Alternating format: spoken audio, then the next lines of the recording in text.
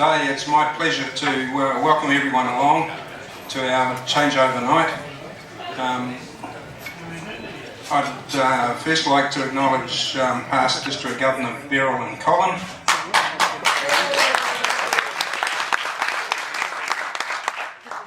District Governor-elect Ron and Sharon. Assistant Governor-elect Don.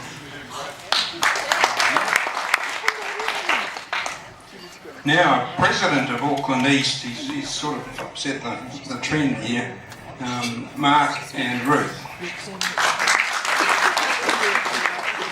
President-elect of our own club, Miles and Margaret.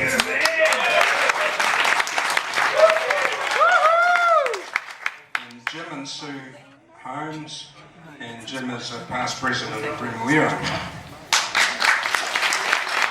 I have every conviction that in what we have done this year, we have lived up to Kellyan's expectations.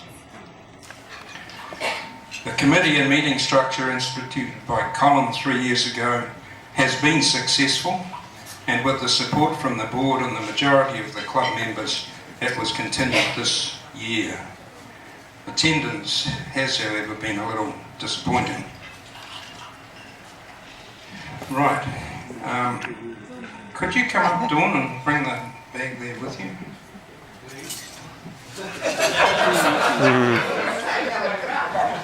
As I call your names, if you could come up and line up on stage. I always get this wrong, stage left. I've got the European equivalent of a chocolate fish to give the members of my team this year. I couldn't find an Italian one, but we are stopping in Zurich sometime on Saturday, and so the Swiss connection is quite relevant, and anyway they may get a chocolate. The New Generations Vocational Committee again began the year under the care of Steele Gibson, but early on, due to work requirements, it was taken over by Andy Francis. I don't think Steele's here tonight, is he? But Andy, you better come up. The Rotary Youth Driver Award took place again this year, attended by 210 Glendale College Year 11 students, who as usual were impeccably turned out and behaved. Yachting Scholarship winner Andrew Mackenzie won the Junior Olympic Classes Regatta in Canada and came second in the Open Senior event. 4 students from Selwyn College attended the Rotary Youth Program of Enrichment Camp this year. 7 candidates were interviewed and all selected for the Rotary Youth Leadership Award week to be held at year's end. Vocational visits were organised to the Grace Joel Retirement Village, but I don't think we lost anyone here. It's a chilly one. I've never heard of chili chocolate. Maybe it tastes like. Right. Well, I finished 10 minutes early after starting 5 minutes late, so that's not too bad, is it? Miles, do you want to say anything now? Okay. Dinner's next on the agenda, Guy. Yeah. A nice, calm and respectable lady went into the pharmacy, walked up to the pharmacist, looked straight into his eyes and said, "I would like to buy some cyanide." The pharmacist asked, "Why in the world do you need cyanide?" The lady replied, "I need it to poison my husband." The pharmacist's eyes got big and he explained, "Lord have mercy, I can't give you cyanide to kill your husband. That's against the law. I'll lose my licence. They'll throw us both in jail. All kinds of bad things will happen." "Absolutely not. You cannot have any cyanide." The lady reached into her purse and pulled out a picture of a husband in bed with the pharmacist's wife. The pharmacist looked, hey, listen, I haven't got to the punchline yet. The pharmacist looked at the picture and replied, "You didn't tell me you had a prescription."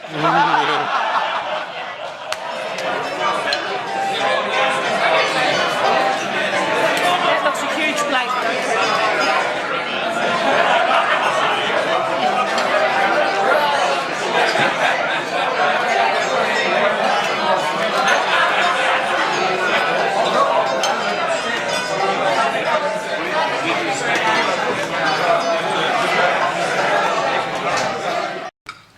And inside there's 5 questions.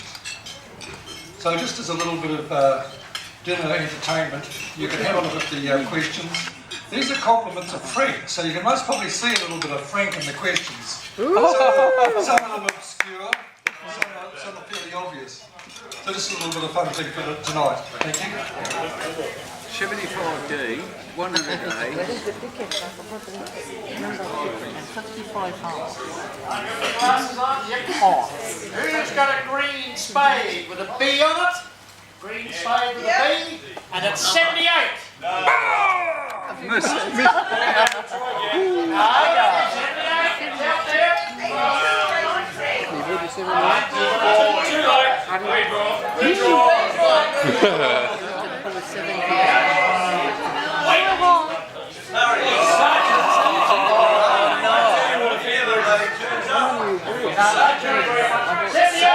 Green spade. It's here. Green cup. Green cup.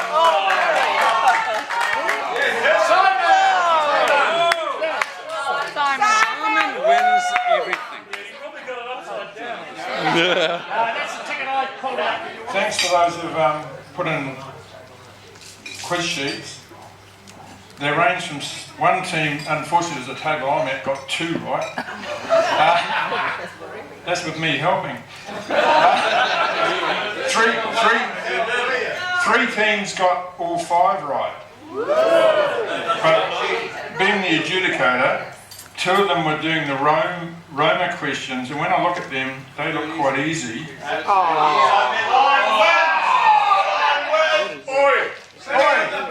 Sit down. There was one team who had Milano and got 4, and they got 4 right. But there was another team had Milano and got 5 right. I'm not sure if they had a bit of an iPhone or not, but these guys didn't. They only got 4 right. So.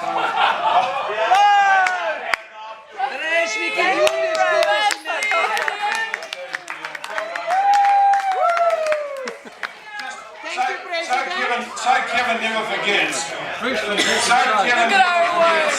He's got the freshest pack and save gold you'll ever find. I'll never forget. That's my Great. That's yeah. It's a surprise. Outgoing President, Bruce, this is a question for you, just in case you decide to go back in the closet.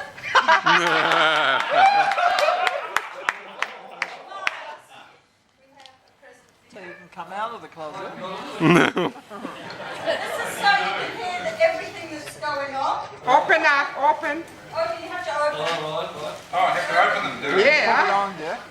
This is so you can hear everything that's going on. The hearing aid.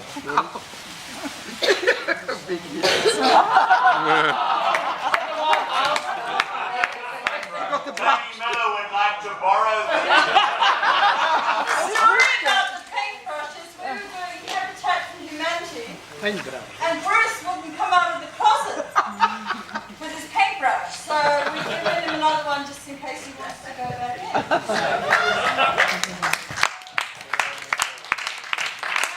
There's a present for Nigel. Nigel Robinson. Come on, Nigel. Anchor to put round his feet. Nigel, we'd like to present you with some gold coins of your own to you.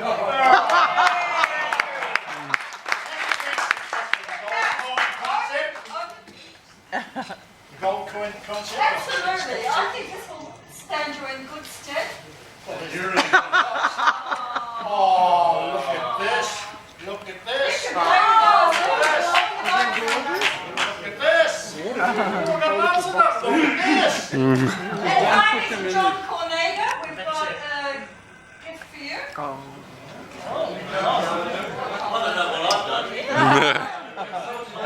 You'll find out. Decent jacket.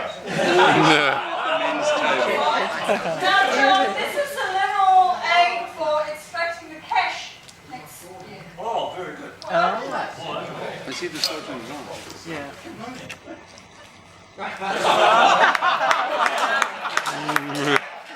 Thank you, Michelle. That's not gold. Chain, and no longer have chain envy with Alan Eyes and Ron picks up that thing that's about a metre wide. I was to put it on. There's a tendency in this club, Miles, to start wearing this chain only on formal occasions when it needs to be worn, rather than cart it around everywhere. If you'd like to come up, I'll pass the office over. Oh.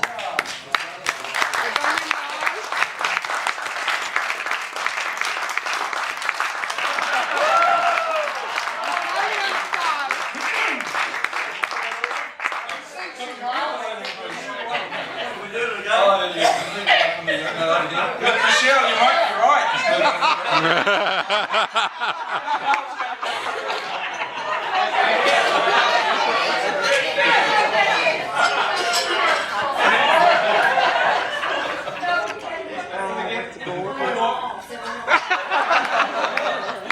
Calm down, Miles.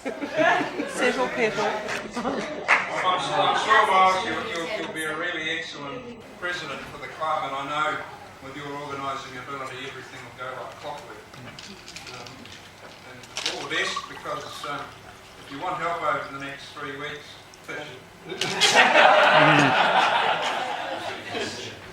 Only a little prick. There we go. Thank you, Bruce.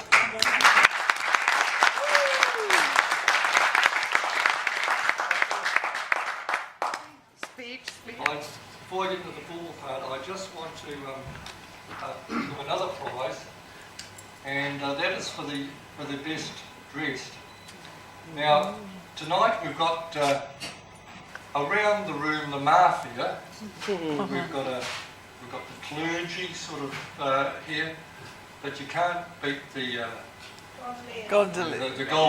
Yes.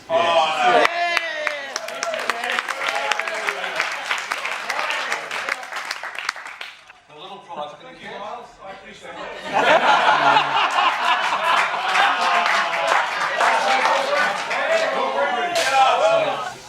Buonasera a tutti.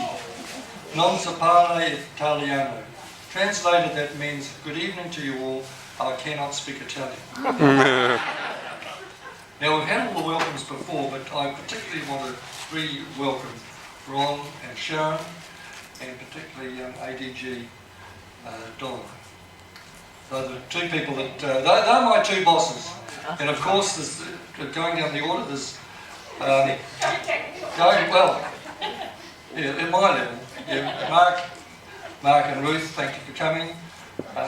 And also I've got my friends from past president from UMUS, Jim and Sue Holmes, who we were very privileged to spend 10 days in Italy with just recently. Beryl, is Gemma here, by the way? No. She's not. Right. Now, Ron, I'd like just to give you 5 minutes that you asked for to introduce your year to the club, and then I'll continue with my presentation.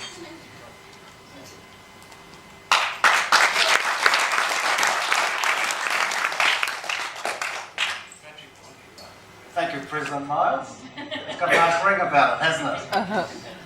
It's lovely to be here. I think the first time I came to this club, it's always the case, but I turned up at about, must have been, when's the club meeting start? 7 o'clock? 7:15. I was here quite early. Okay.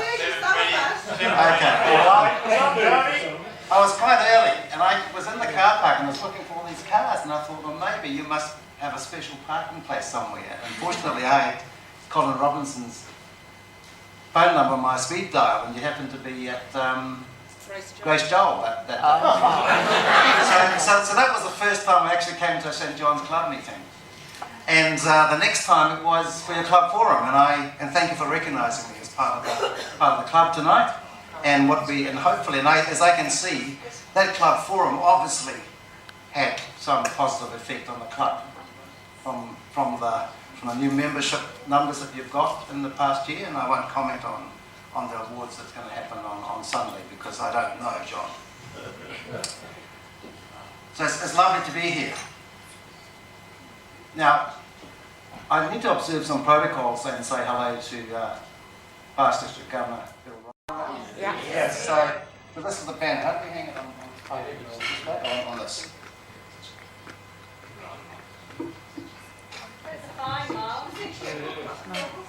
It's a lovely colour, isn't it? Yeah. And if you see, those are those peace cranes, the origami peace cranes, and there's a story about the peace crane. You can Google it. It's a lovely story about a Japanese girl who was dying of cancer, and she decided to make, I think, 1,000 peace cranes. And Sharon got to learn how to make origami peace cranes, and so that's something that we could probably roll out into the district. He's ahead of time. This, I almost forgot where it was, Frank. No, there's a little bit of a story to this. I rang Frank up the other day, I said, have you got the pen? He said, yes, but I've forgotten where it is. I rang me back shortly after. This is brand new.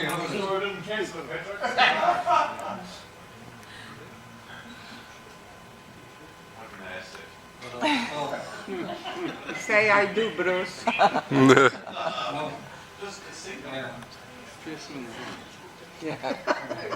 Do you, Bruce, take this pen? On your lapel. As well as the pin, it depends on the tradition of the club. The pin is Rotary. But as a tradition of the club, we always give our president a little special gift. And I hope we've got the right one. Hope it's not another brush. It's got your name on it, Bruce.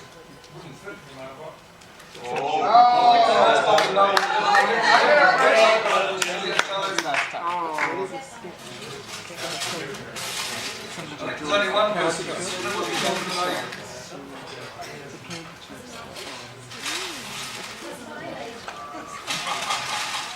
Show us, Bruce. Put it up.